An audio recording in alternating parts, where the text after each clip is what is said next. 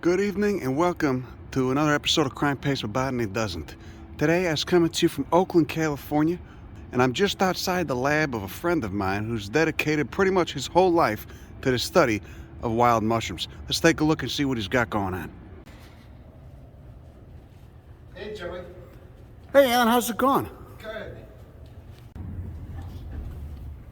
Oh, that's nice. You got a nice ambiance here. Very clean, well lit.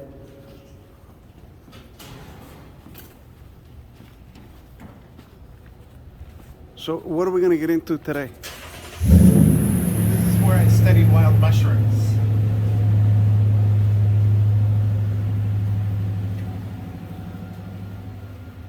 Got a lot of cardboard packaging and paper supplies. Smells nice. Yeah.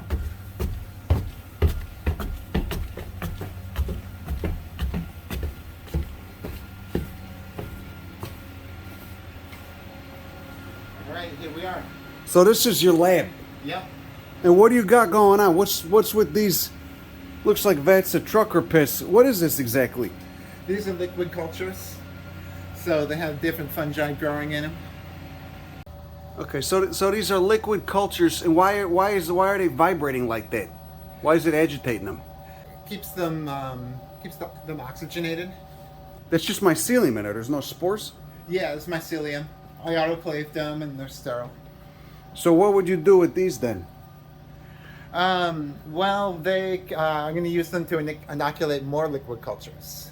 So these little ones are go into big ones and make a whole lot of mycelium. And then you can introduce that to a substrate, and then the mycelium will just start growing on this sterilized substrate, or what? Yeah, or you could spray it around outside. In mulch beds, wherever. Exactly. Okay, and what species are we dealing with right here? There's Amanita muscaria, Amanita pantherina, and Ophiocordyceps heterophylla. So Amanita, those are mycorrhizal, of course. They form a symbiosis with oaks and pines, and but they also have a saprotrophic phase, technically, or what's going on? Yeah, all the mycorrhizal mushrooms are saprotrophic until they form the association with the tree roots. Okay, so how long can they exist as saprotrophs, just eating dead material, before they need an obligate symbiont? That's one of the things I'm going to try to figure out here, but probably years. I've noticed you got a wonderful selection of photographs on the wall. Are these your pictures? Yeah, these are things that I found out in the wild. Okay, look, can we explain what's going on with some of these up here? This one is Psilocybe ovoidiocystidiata from Washington. So that one's really closely related to Psilocybe cubensis, but it grows in wood chip landscaping. And then over there is Psilocybe neohalapensis from Veracruz, Mexico. And this is a passiflora with ultraviolet light. Yeah, you can see the pollen grains, the individual pollen grains on the pollen super fluorescent. On the anthers. And the Psilocybe cyanescens from Florence, Oregon. And what is going on with this webby stuff? Is that a partial veil? Yeah. So it covers the gills until the spores mature, and then it drops down. And you've got these undulate margins on the cap. Yeah, they're getting wavy. It's quite a psychoactive species. Yeah, they're really strong. And what are these over here? This is the Chilocystidia of Psilocybe aztecorum. And so that was found in Quebec. And so the Chilocystidia is the edge of the gill, and so those little cells will help us identify them. But we saw this one like 3 years ago in Mexico too, right? Yeah, it grows in Mexico as well. And it's the same species. It was discovered in Mexico, but it also grows in Colorado and Canada. And you discovered that by sequencing? Yeah, I sequenced the ones from Mexico and from Colorado. And what were the ones in Colorado and Quebec called? They used to be called Psilocybe quebecensis, but we found that was the same as Psilocybe aztecorum. Jesus. So how do you? That's an interesting biogeographical situation there. Yeah, in Mexico it grows at like 3,000 meters, and then in Colorado at about 2,000 meters, and Canada at sea level. So it just needs it cold. Okay. And from eating those, I remember they weren't that potent, but I did feel a little something. Okay. Yep. And what's going on over here with the? These are tuber Oregonense spores. So that's the Oregon white truffle, and that's magnified 1,000 times with differential interference contrast microscopy. Oh my God! Look at that! Look at the Yeah. look at the resolution on that. Yeah, truffle spores look really cool. Well, then tell me about the machine you used to take that photograph. It's a differential interference contrast microscope, and that's the microscope I used was a Nikon Eclipse 80i, which cost about $100,000. But I just got my microscope here set up for differential interference contrast today, and so that's this one here, this Olympus BX41, and The Olympus BX41. Yeah. See, it's got the tag on there. It says that nice. Now, Yeah. what is going on with this? This looks like something very breakable. no, it's not super breakable. But I put plan achromatic lenses, objectives in it, so it has really good resolution at the high magnifications. And what's the highest magnification it can reach? 1,000, which is the limit that light can do. And then I have a Nikon Z7 hooked up to it, so I can take pictures with it. And I've been doing a lot of focus stacking. So what I do is very slowly turn the fine focus as I hold down the high-speed shooting on the Nikon, and it takes a stack of about 50 pictures, and then I combine those all with Helicon. Using a program. Yep. But what you get is basically a much greater depth of field than you would otherwise get. Mm-hmm. Yeah, because at 1,000 times magnification, the depth of field is only a couple micrometers. But the things I'm trying to photograph are maybe 10, 20 micrometers thick, so I need to stack a bunch of them to get them all in focus at once. And what are these right here? This is one that's really common in garden beds around Oakland. I found this in a potted plant in my house the other day. It's Psilocybe aurea.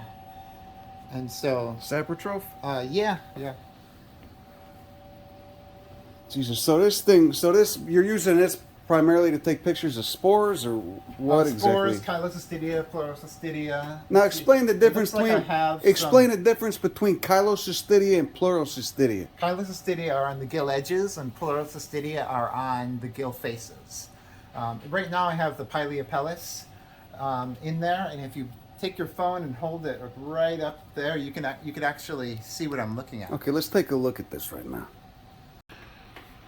So this is the Pileopellis of a tuberia that came in the mail, and so the Pileopellis is the very top of the cap, and so you can see it has like these kind of long terminal elements there.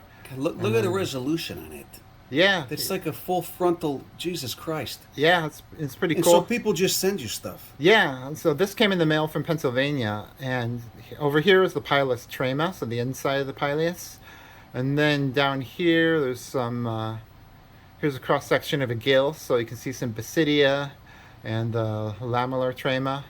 The over resolution there. is incredible, and you're just controlling it. I should mention with this little joystick on the right side. Yeah. Not really a joystick, more like a little lever. Yeah, so if I was going to see Pleurocystidia, they would be here along these rows of basidia. But you can see the lamellar trema pretty well in this one because I cut it real thin. What was it? The what? Lamellar trema is the inside of the gill. So that's just right in the middle there. Now, is this thing still alive? No, because I have it mounted in potassium hydroxide. Okay, now what is this silo test? Do you want to explain it to me? So this is a psilocybin test, and so what I do is extract the psilocybin, and then it changes the color of this liquid here, and you can kind of compare it and see exactly how much psilocybin is in a sample. And so this one is about 1% psilocybin. And what was that from? I was really surprised to see that because this is from a tuberia. It's over here. So tuberia contains... Tuberia has not been known to contain psilocybin, but this one does. So a pretty major discovery. These are the mushrooms right here. And so that's the mushroom that we're looking at the Pileopellis of. And I got really cool photos of the Chyloscystidia and the spores, and did a full microscopic workup on it. And then in a few minutes, I'm going to run PCR, so make a DNA sequence. And I explained to that what a polymerase chain reaction is, just amplifying DNA, making multiple copies so you can get a better look at a particular gene region. Yeah, we have all that stuff over here. This is what I'm working on now. This is Lauretiomyces coulicatus, so a really rare mushroom that grows at high elevation in the mountains of California. And then this one looks like Lauretiomyces coulicatus, but it's actually a new species of Psilocybe. And I tested this one, and it came up with 2% psilocybin, so it's one of the strongest psilocybin So this is an mushrooms. undescribed species. Yeah, so this one doesn't have a name yet, but it grows in the high elevation mountains of California, kind of in grassy. So not just the grassy areas. genus Psilocybe produces psilocybin. Well, this is actually in Psilocybe. People used to think that it was in Lauretiomyces, but No, but you got the tuberia over there that produces. yeah, oh yeah, there's a few different genera. So you have psilocybin in Psilocybe, Paniolus, Puteus, Inocybe, Galerina, and Galerina produces psilocybin? there's one Galerina that produces psilocybin. It's also deadly though, correct? No, it's edible. There's no psilocybin mushrooms that actually produce other toxins. But there's some deadly Galerinas though. Yeah. So over here I do all the DNA sequencing, and so here's all the little bits of mushrooms. So there's just about 10 milligrams of mushroom tissue in these tubes, and then I grind them up and extract them with sodium hydroxide and put it into a PCR reaction. And the PCR is over here. They actually have one that just finished. So this is a heat cycler, correct? Yep, thermocycler. So it heats up to 95 Celsius, and that uncoils the double helix of the DNA. And then it cools down to 55, and that recoils it, and that's where the primer's attached, and then it goes up to 72. So you're just unzipping it and then zipping it back up, making copies the and whole time. 72 is where the copies actually happen. So each one of these is concentrated DNA, and they're all of a different species of mushroom. So these are a bunch of mushrooms that David Aurora sent me to sequence, and so there is 28 of those. But after they come out of the PCR machine, I use a gel electrophoresis to see if the PCR worked. Now explain how the So gel this electrophoresis works. This is a 50 watt. Ah! Yeah, this is a 50 watt LED. But if you bring the camera over here and just put it right above, you can see all these different bars here. So whenever there's a bar, What does that do? whenever there's it separates the DNA by how long it is. So wherever there's a bar, that means there's a whole lot of DNA that's the same length. And why is it? Because DNA is a negatively charged Yeah, it's molecule? negatively charged, so it moves towards the positive. And so most of these PCRs worked. It looks like, lane 9 had some trouble. That one just barely worked. And then this one over here. And by worked, didn't what work. do you mean exactly? I mean, it amplified the DNA successfully, Some- so I'll be able to some- get a some good didn't- sequence out of this. Some didn't amplify. A couple of them didn't amplify, most of them did, so that was a pretty good run. You got a wonderful selection of pipettes right there. Okay, so show me what's this? What do you got? What's this stuff? So these are all the PCR chemicals. A lot of these are primers. So the primers are little big pieces of DNA that I use in the PCR reaction to decide which part of the genome to copy. This one here is a forward primer for RPB1, which is And RPB1 is a gene region. it's a protein coding gene that's really good for phylogeny. It's not as variable as ITS. And then you got ITS, LSU. So the primers basically bond to those specific parts of the genome. Yeah, they basically search through the whole genome for a matching sequence. Here's some TAC master mix. So this is what makes the PCR work. It's the tech polymerase. It has polymerase in it. It has blank DNA in it. Has some magnesium chloride. And that's what actually causes the zipping and unzipping. Well, it's the heat that causes the zipping and unzipping. This is what does the actual copying.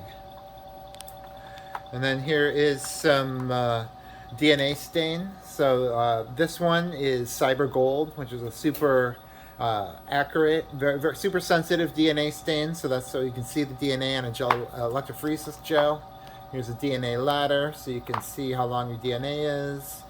So it's just all. Here's the extraction and dilution solution for the DNA extraction. So pretty much everything I need to run PCR is here. And what do you got? What's going? These are that's a food food dehydrator. Yeah, dehydrator. So this is where I keep, dry all the mushrooms. So What you used to use the dashboard of your car when you're in the field, right? Yeah, if I'm in the field, I'll just throw them on the dashboard of my car. But With the defrosters on. Sometimes, yeah. I mean, just the sign will do it. Here's a death cap, Amanita phalloides. So this one, if you eat it, nothing happens for 12 hours, but it stops protein synthesis, and then you die in a week. That's nice. Yeah, here's a new species of Amanita that's in section Validae. So it's one of those red staining Amanitas. And What is section Validae? Validae is a section of Amanita where all the members of it are edible, but they have amyloid spores. So the deadly ones have amyloid spores, but Validae also has amyloid What's spores. amyloid spores? It means that if you put Melzer's reagent on it, the spores turn purple. Who's Melzer? He was like a German mycologist. Oh, okay. Invented this. And now that's a monophyletic clade. The section Validae, yeah. And they did it by DNA. Yeah. Okay. Here's Rhizina undulata. What's that do? From Point Reyes. This is a burn fungus. So the Point Reyes caught on fire last year, and you see here's a burned pine cone, and so it looks a lot like Gyromitra. I thought it was Gyromitra when I found it, but it has these crazy rhizomorphs underneath, and that's why they called it Rhizina. Let me see that. Let me get a money shot. Okay, now explain what a burn fungus is. So burn fungi are fungi that occur after forest fires. So this Rhizina undulata, you'll only find it in burned forests. So they fruit after forest fires, but Yeah. the mycelium's there the whole time? I would think so, yeah. It would kind of have to be. What's it doing? Turning the burned wood back into good, healthy soil. So you got an essential ecosystem function. Yeah. So how much stuff could you inoculate with a vial, with like a piss jug that big? It really depends on how you did it. But probably like 10 trees or so. And so say that was like Psilocybe eleni, our local species of Psilocybe, and it was winter, like December, which is about when it starts raining now after climate change, and the temperature was right, and you had a liquid jar of, a liquid culture of Psilocybe eleni. What would you do? You could put it in a backpack sprayer and just spray it all around fresh wood chip landscaping all over. Just inoculate a giant area. Mm-hmm. Yep. For our culture stuff. So this is. Oh, you got the Flow hood. Yeah. I didn't. That's the brand. Is that the brand? Yeah. Flow. So this is a vertical flow hood. So it has a HEPA filter. So all the air that comes down is very sterile. So everything in here, I can work on and not get contaminated. So what does this do? You got a HEPA filter and it's blowing. It's just blowing. It's blowing air out. It keeps all the spores and everything in the air.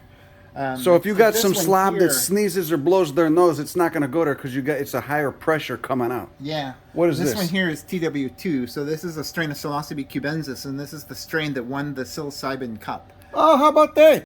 Yeah, I got the award. It had almost 4% alkaloids, so it's the strongest psilocybin mushroom that's known.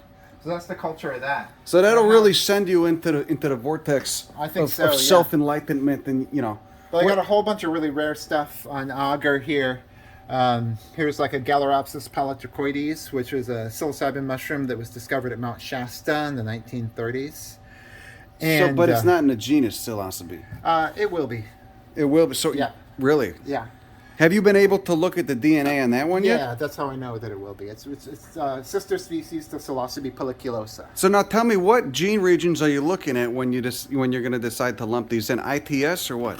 First I did ITS, and when the ITS showed me that it was in Psilocybe, then I did LSU, TEF1, beta-tubulin, RPB1, and RPB2. these are all gene regions. So these are all gene regions that are used for barcoding. ITS is the best for species level resolution because it's so variable, but these other barcode regions are much more conserved, the protein coding genes, so they're really good for phylogeny. So you can make a phylogeny that has really good bootstrap support, which means that your tree has branches that are all in the correct places. If any of this shit is flying over you guys' heads, that's fine. Don't worry about it. You pick it up. You just hear these words enough. Go fucking read about it, You could use the internet for looking at pictures of butts and food, or you can teach yourself some. So explain to me what's going on with this. Why is this bread mold one? Well, this one is Smardea plant. No, it's Dendrostilbella, Smardea, and so this one's a little green mold that found up on Mount Shasta. It's beautiful. What did you find it growing on? Abies magnifica. And so they're really On, cool. on It's what like part all of these, Abies magnifica? it was on the end of a rotted log. Oh, so it's a saprotroph. Yeah, and it makes these really cool little blue balls that stick up on sticks. So it looks kind of like a slime mold, but it's not a slime mold. It's something else entirely. And what's the technical term for those little blue balls on the sticks? Oh, maybe sporocarps, because they make spores. This one's kind of cool. This is an ergot that I found in Orinda. So this is a little fungus that makes a sclerotia on grass. And so ergot is what they discovered that they used to make LSD. This, I'm not sure what species of ergot it is. I need to sequence it. Now explain what a sclerotia is to anybody. Why? It's like a dormant. It's like a little hidey hole, right? Yeah, it's kind of like a massive mycelium. So it comes out of the grass heads, and then it keeps the mycelium alive until the next time it rains. So those are the adaptive benefits. It's basically a survival strategy for fungi to kind of lay low until conditions improve, or what? Mm-hmm. Okay. And so I just took a little bit of the sclerotia, threw it on agar, and it fired up a culture. And then I sent the culture off for GCMS, which stands for gas chromatography mass spec, and that will tell us which ergot alkaloids are in this species. So we'll see if it has any kind of medicinal use. So that's how you get the anything chemical like that. analysis, basically. Yeah, so that's the chemical analysis. And you don't need fruiting bodies for that. You could just use the mycelium. Yeah, the mycelium makes the chemicals too.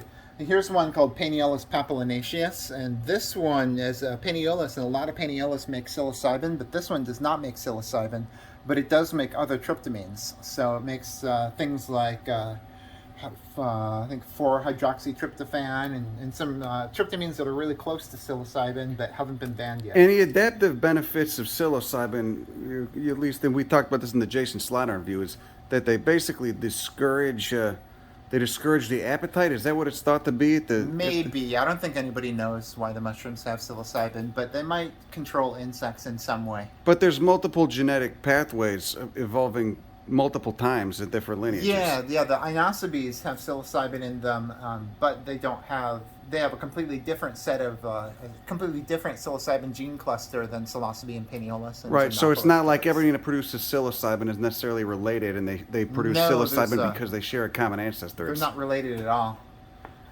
This one's Psilocybe azurescens, so that is the strongest wild psilocybin mushroom. And what does that come in at when you do it on your little test strip over there? About 2%. 2%? But this is 4%, but that's a cultivated strain. It's a cultivated strain.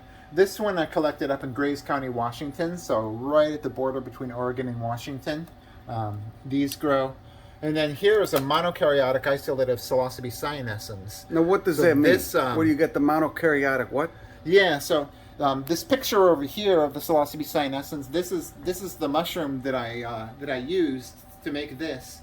And so what I did is I took a spore print and I did some serial dilution. So I diluted the spore print 1,000 times with water and pipetted that out onto a plate so that spreads the spores around, and then the spores germinate individually.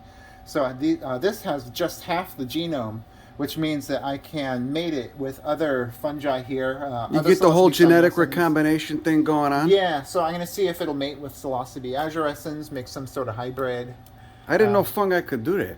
Yeah, they can. So they all just bang each other? Sometimes. Here's an Amanita muscaria. You get too loose. So most people think you can't cultivate Amanita muscaria, but here it is growing on agar. Well, there you go. You got it going on. They grow pretty slow, about 1 centimeter per But at month. some point, you'd need a tree for that. If you wanted to make a mushroom, you would need a tree. Oh, okay. So they can keep going, but they won't. They'll get going, but they won't fruit till they get a host. Exactly, yeah. And there's just all sorts of really obscure stuff. Here's a Metarhizium. This one it kills all sorts of insects, so they use it as an insecticide, and Monsanto sells it. But it also makes ergot alkaloids, so could be used to make LSD. So it's got and is it a basidiomycete or what kind? Ascomycete? Yeah. So you'll find it on like bugs, beetles, like out in nature. You find it. So there's just like all sorts of really obscure stuff here. Here's Psilocybe subruginosa. This is from Australia. And how do you get these? I mean, people just basically send you. People can send you stuff, if they find it, and then you basically propagate it for conservation purposes, to study them, to figure out what's going on. What do you do? Yeah. Some of them come in the mail. Some of them I collected myself. But you can only really put the spores on agar for a year or two after the mushroom fruits. So something like an endangered species, if you don't save a culture, then it could go extinct and just never be there anymore. So And we need more people studying fungi, right? Not many people study fungi compared to plants or animals. yeah, there's a lot of new species. I have about 5,000 bags of mushrooms in this lab, and probably at least 1,000 of them are new species. Species from Florida. It doesn't have a name yet, but I'm working on publishing a paper. It's going to be called Psilocybe niviotropicalis. So this one is really closely related to Psilocybe ovoidiocystidiata. So it's in the cubensis group, but it was found on woodchip landscaping in Florida. Had it been described? I mean, no one had described. What were people listing it as before? Before, people thought it was Psilocybe ovoidiocystidiata with an unusually light cap color. But when it was sequenced, it turned out that the sequences did not match ovoidiocystidiata. And that's the problem with morphology is sometimes you can't see everything. You just get you got to see look a little at the bit DNA. of clue because the caps were a lot lighter, so that's what caused people to sequence it. Also, just that it hadn't been seen in Florida before. So it looked a little different, and then you take a closer look with the DNA so sequencing. If something seems to be different for some reason, then I'll sequence it to see if it's really different or just kind of standard phenotypic variation. And this is why we look at the. And you didn't go to school for any of this, right? No, I didn't go to school. You just loved it. I just started doing it. Here's Psilocybe cerulescens. So this one was discovered in Oaxaca, Mexico, but it was discovered in Alabama. But then it got famous in Oaxaca, Mexico. But then they found out that this one, grows in Georgia. When Paul Stamets found it in Georgia, he named it Psilocybe wiley, but it already had a name, so wiley is not a real species. So this culture came from Georgia. But indigenous people have been using Oaxaca for thousands of years. Yeah, so it's the same species that they've been using in Oaxaca for thousands of years. But the first time somebody described it, the science was from a specimen found in Alabama. In Alabama. Yeah, right by Birmingham. Here's one that's the Flamuline of Veludipes. So this is what's in stores as enoki. But this is one that I cloned from near Lake Merritt. So I just found a mushroom there and put a little bit of the inside of the mushroom on agar, and it grew just fine. So now you can grow that one for food. So this thing, going back to the psilocybe, that grows in Alabama. And that's probably a place where a lot of people need to eat psilocybin mushrooms. Definitely. It's also turned up in Louisiana and Texas recently. So you think we should put more of these in those states probably, right? I think that would be a real good idea, yeah. Okay. Here's Ganoderma brownii. So this is our local Ganoderma. Some people now call explain what Calabisi. Ganodermas. They're the shelf mushrooms, right? Yeah, the shelf mushrooms. This one likes to grow on bay, so Umbelleria californica. But it's a reishi. Does it get a red top or is it brown? No, it's more like a dull brown top.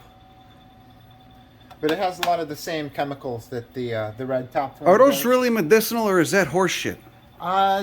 Depends on who you ask. It's really hard to test a mushroom for medicinal compounds, but they have a lot of beta-carbolines and polysaccharides, so they're probably medicinal for some people sometimes. But even if you got a placebo effect going on, it's still medicinal technically, right?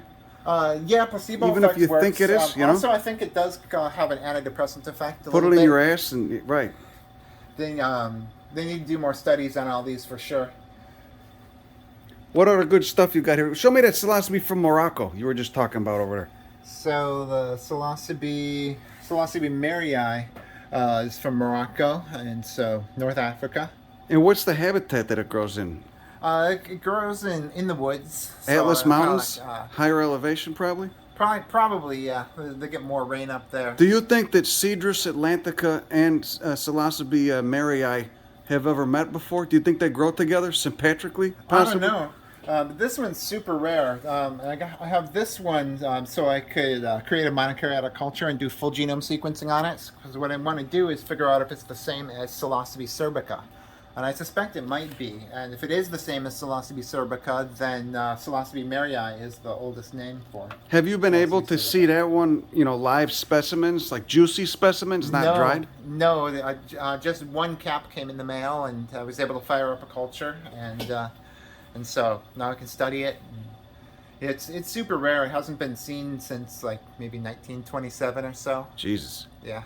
So you're doing important work here, at least in terms of conservation, and it's pretty remarkable. Here's all the stuff that I've sequenced. So once I sequence something, then it goes in alphabetical order here What's in here? That is Psilocybe indica. So that's local culture of mycelium of Psilocybe from India. And then here's Psilocybe ovoideo cystidiata. What are these little from mold balls Pennsylvania. on top of that? That's the mycelium of the mushroom. Just getting going. And what's in there that it's eating? Because it's got to be eating something, right? Yeah, it's malt extract. Malt extract. So Yeah, just a that's little the sugar sugar source, just a basic yeah. sugar source for this stuff. Yeah.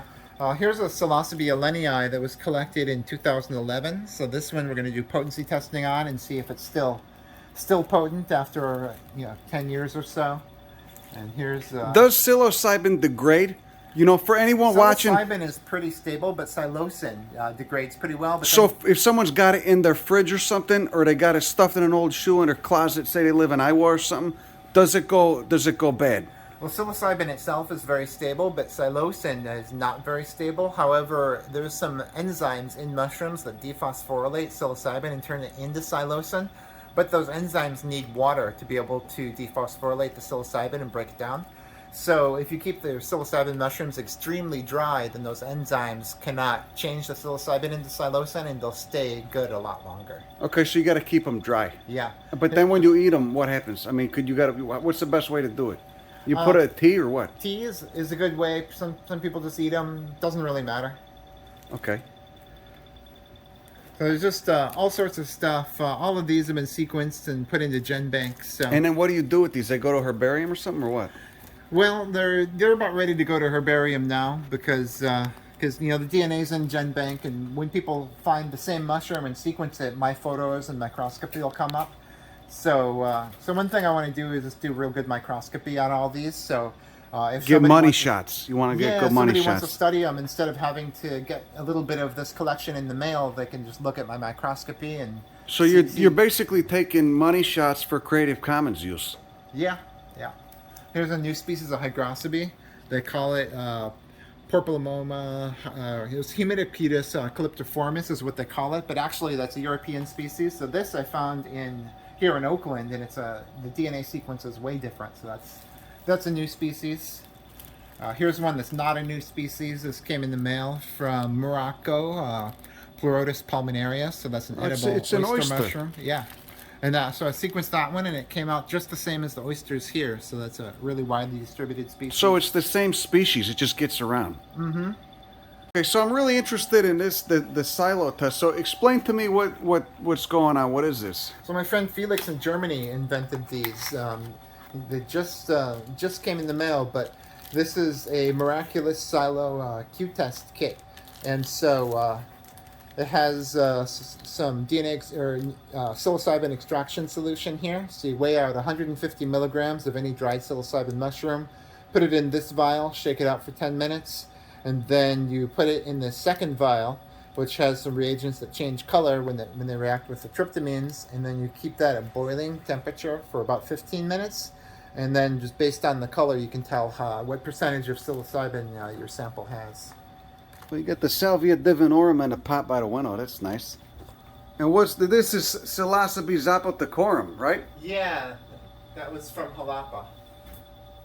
That's probably my favorite species of Psilocybe right there. They're really cool. Those are really big. Some of them are like 8 inches tall. A whole cluster of them there, and so those grow in landslides. They're the Durumbes. Mm-hmm. Now explain that to me. What are Durumbes? There's 4 species of Durumbes in Mexico, and that means that all 4 of them grow in landslides. Zapotecorum is the largest and most potent one. So a lot of times you'll see signs on the side of the road say Zona de Durumbes, just warning you that there's a landslide zone. And that's when you stop your car and go look down near the water for those Psilocybe And you zapotecorum. typically find these kind of like mossy hillsides, and these things are growing basically right out of a vertical wall. Yeah, right out of the vertical wall. The landslide turns a whole bunch of like organic material down and it puts it underground, so then the mushrooms can fruit out of it. And then at higher elevation, you get Psilocybe molircula that grows at more like 3,000 meters up the tops of the volcanoes. And lower elevation, Psilocybe hugiogenii. We saw that. We saw We saw that in Molircula. Michoacan, yeah. Psilocybe hugiogenii grows in Oaxaca. It has the very acute apex, so there's like a spine on the top of the cap. And then Psilocybe cerulescens also is the lower elevation Durumbe. So those are the 4 main species of landslide Mushrooms that grow on landslides, basically. Mm-hmm. So basically, landslides, they grow out of the vertical walls left Yeah. over from landslides. Yeah, some of the most dangerous mushroom hunting you can do because they're Oh, I very remember it. unstable. Yeah. Right. Okay, now show me, what do you got over here? So this one is Inocybe insignis, and this is a mushroom that was described from the East Coast a long time ago.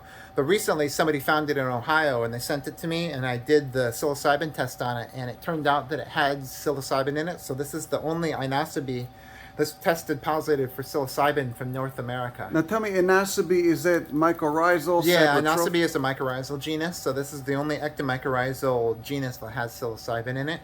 Most of the Inocybes are poisonous, but the ones that have psilocybin are edible. And so this one came in from the Ohio Valley, and so tested positive with the Miraculix kit, and so then I sent it off for GCMS testing to verify that. That's the gas chromatography. Yeah, gas chromatography, mass spec. With the gas. Yeah, and so if it actually has test positive there, and I'm sure it will because it stains blue, then I'll write a scientific paper with Brandon Matheny and let the whole world know that there's another psilocybin mushroom. So on you the got East all Coast. these unrelated mushrooms producing this compound. What's going on? It's probably horizontal gene transfer because when you have the Psilocybe, Pluteus, Paniolus, Gymnopilus. These genera are not closely related, but the psilocybin gene cluster is the same gene cluster, so it didn't evolve independently in some way. This gene cluster got into all these other mushrooms. Okay, that's what Jason Slot was talking about. Mm-hmm. They do horizontal gene transfer. Now, I thought only bacteria could do that. Yeah, maybe the bacteria is what put it into the mushroom. That could be what's going on. Mm-hmm. Those sneaky fucks. But either way, you got the Inocybe insignis producing. Okay, and this is all over. So, you think? Did you any idea how much psilocybin is in there? The Miraculix kit showed about 1.6%, so it's pretty strong. So that's decent. Yeah. You could do some self-insight with that, probably. Yeah. You know? Again, we got to get these into the rest of the states, right? Yeah, I don't know if they would grow out here because they might need certain oak trees to fruit that are only on the East Coast. Our West Coast oaks are way different. They probably need summer rain and humidity as well. So yeah, I mean, it'd be interesting to inoculate Quercus agrifolia or Quercus douglasii and see if they fruit. And what family is Inocybe in? It's in the Inocybaceae family, which is a new family that Brandon Matheny made just this year. It used to be in the Cortinariaceae. Are they all mycorrhizal? Yeah, they're all ectomycorrhizal. Excellent. Well, hey, Alan, thanks a lot. I really appreciate your time. Thank you.